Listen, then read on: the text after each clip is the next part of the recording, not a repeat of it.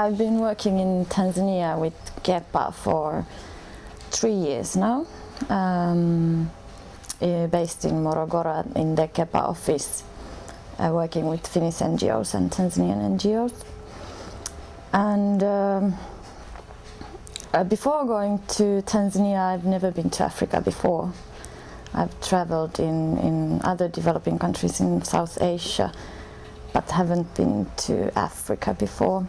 And I've also worked with several NGOs in Finland voluntarily, but involved in NGO activities in Finland. And I had I was very interested to go to Tanzania and to see how NGOs work there,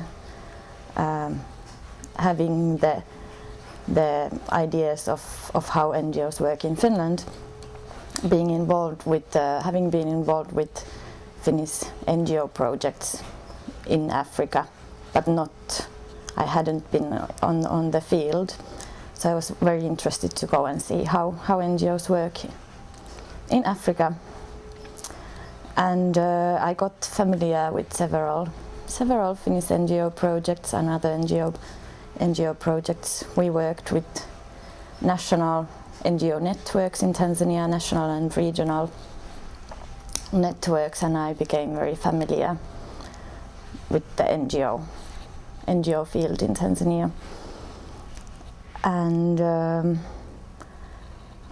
there is a big gap between how donors describe civil society, what kind of images they have of NGOs in developing countries. There are these theories in the background of civil society strengthening democracy and pluralism of societies bringing about democracy.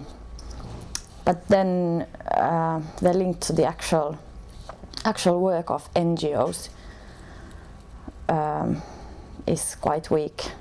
I think currently, if you look at the NGO field in Tanzania, donors, they support NGOs in order to strengthen civil society, but there is no analysis of how the NGOs are connected to the civil society, and what is the overall structure of people's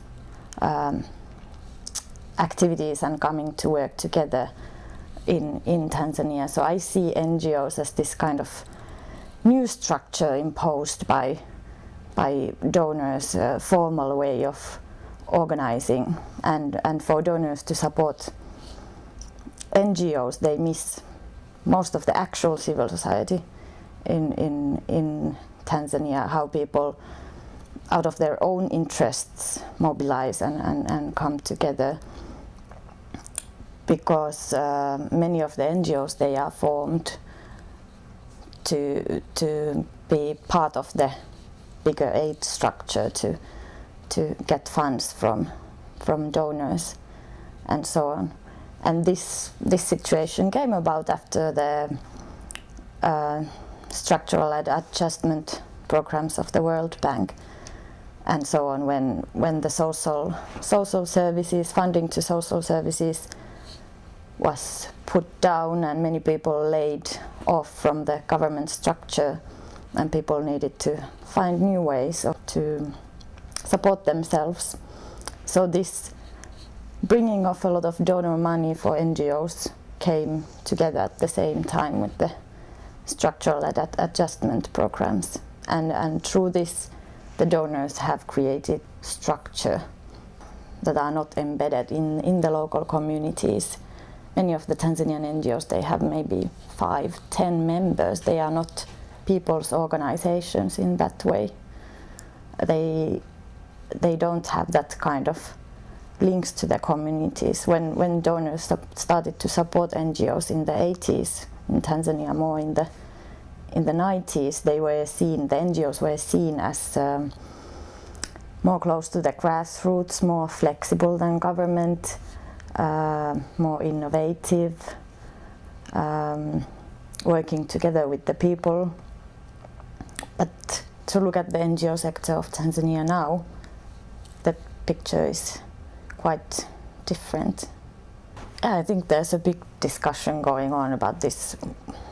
What are the NGOs and are they accountable to anyone? Who are the NGOs? Because most of the NGOs, they don't have strong links to the grassroots levels. Most of them, they are based in towns. They are formed by people who are educated because they can talk the donor talk, and they can express the issues the way donors want to hear it. So they don't have strong links to the grassroots.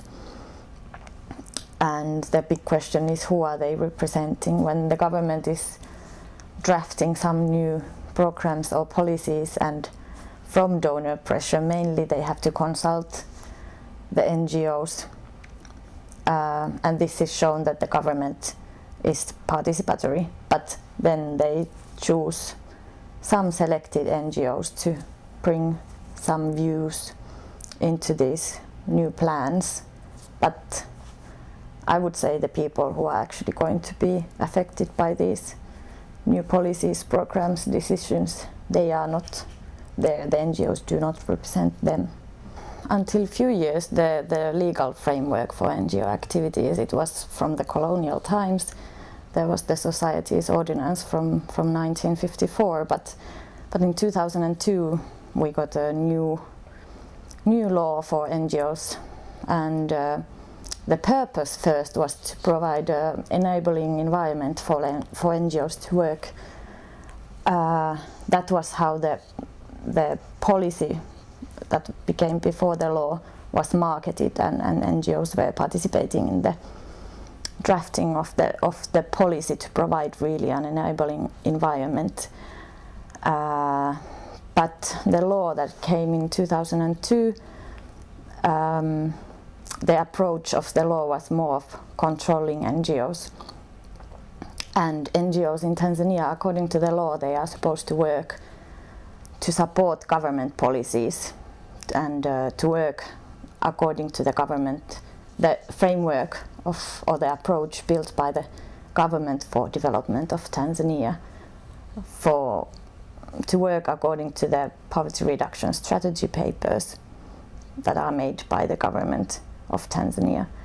But I see more that the how do I say, the constraints, they don't come from the government, they come from outside, from the donor community, from the bigger institutions. The PRSP, it's the creation of the World Bank and IMF, and within this framework, Tanzanian government had to produce these programs, and so there is not much space for their own ways of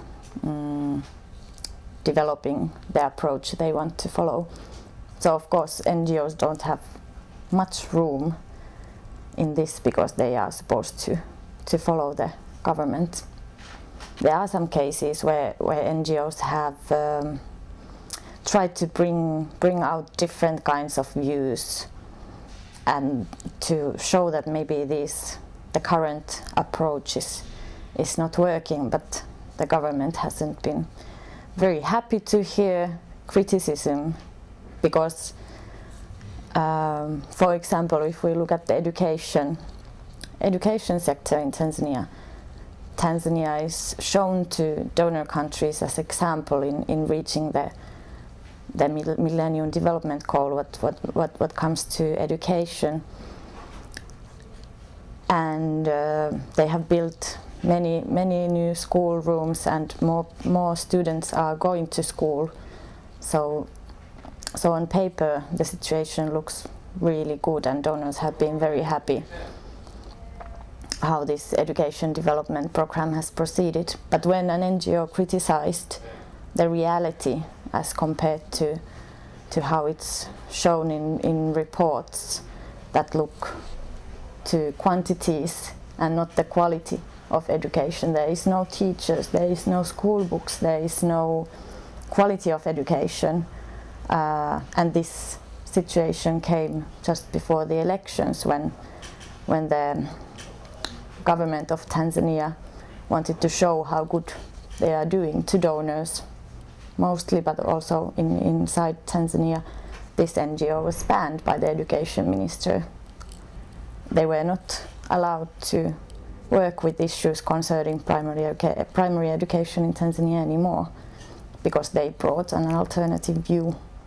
When people work with NGOs in Finland, for example, and then they go to work with NGOs in Africa, in this case in Tanzania, they see NGOs as NGOs are in Finland, and they don't look at the organization, what it means in Tanzania or in Africa. They don't look at the social links, the wider picture of how these organizations became at the first place, how they were formed, who were the people who formed them, and what are their links outside of the organization to the government, to the local community, to other NGOs. So I think the problem is that, as in many cases, if you look at the concept of human rights or democracy, it's been criticized that we come with the view we have of how things work here and then go to another environment and expect these to work at the same way. But the environment is different, and things are done for various reasons that are maybe not the same as here. So I think that's the problem. Well, I think there's a problem with the current approach, which is acknowledged here as well. But the current approach of packing everything, all the interventions, if we call them, into the project form, which lasts for a certain period and is supposed to bring about certain kind of change. So in this way, this is looked from a kind of technical perspective, that there are problems in Tanzania and we are able to solve them in a span of a short project.